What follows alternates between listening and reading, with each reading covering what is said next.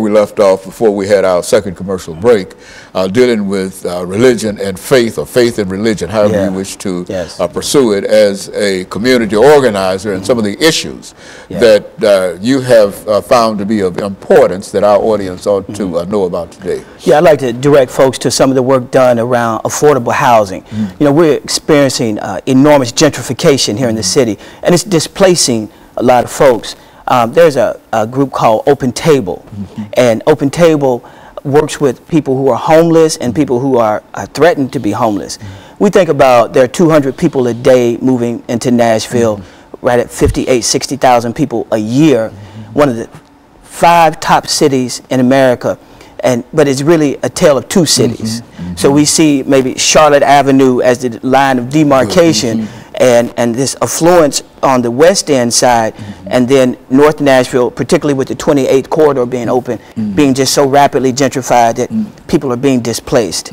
And there was a rally this past week that folks are doing. Fort Negley, people were camping out because the mission is so filthy they don't want to go to military. Is that why they are not there? Is the mission situation that bad?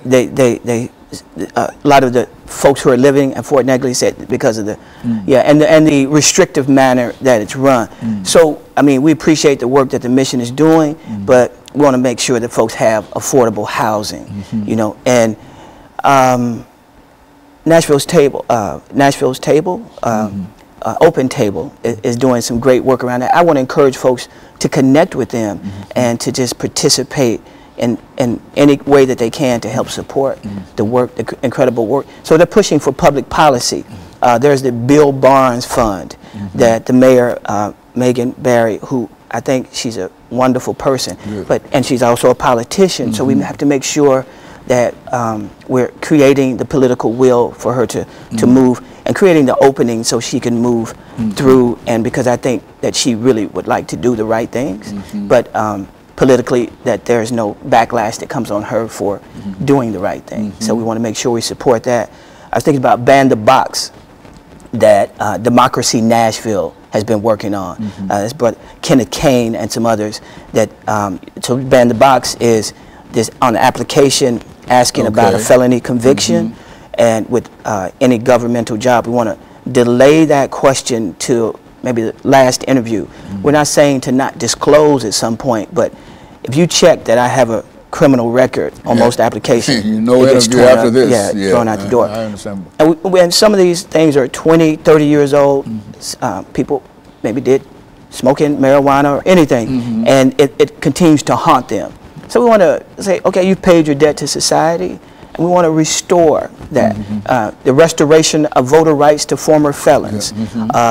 People like Representative Brenda Gilmore helped to get that passed about 6 years ago, and NAACP, other folks, to say if you have this one conviction and it doesn't fall within, there are 4 exclusions that can't be expunged, and then people can get opportunity to get another start.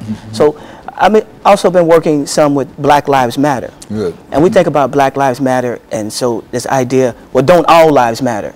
And of course they do. The best way I heard talked about Black Lives Matter, it says, if you live in a cul-de-sac and your house is on fire, and the fire truck comes, it's going to pass every house on that cul-de-sac and go to the one that's burning to the ground, to the one that is in most need of attention. So the person next door could say, well, why didn't you spray my house? Well, it would hurt your house to spray it if you don't have the fire. And so it's not to the exclusion of other lives mattering, but it's addressing the 500-year brutal legacy of the dehumanization of people. And so on this continuum, it places all human beings back on what it means to be human, so that no one is dehumanized and economically exploited.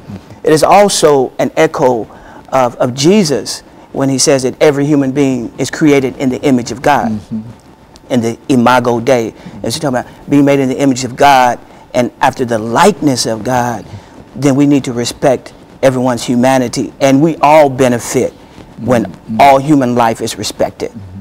Well, now, Ms. Caldwell, what kind of support do you feel that your organization is receiving in terms